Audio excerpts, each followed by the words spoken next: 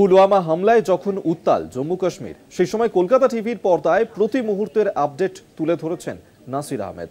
6 বছরের এই পথ চলা থমকে দাঁড়ালো 2025-এর এক সকালে। জঙ্গি বরফে ঢাকা কাশ্মীর উপত্যকার সুদৃশ্য কলকাতা টিভির দর্শককে বারবার উপহার দিয়ে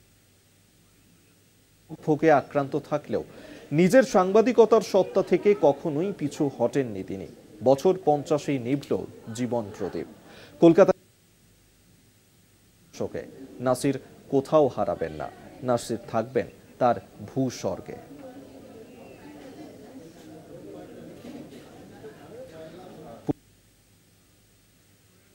সেই সময় কলকাতা টিভির পর্দায় প্রতি মুহূর্তের আপডেট তুলে ধরেছেন নাসির আহমেদ।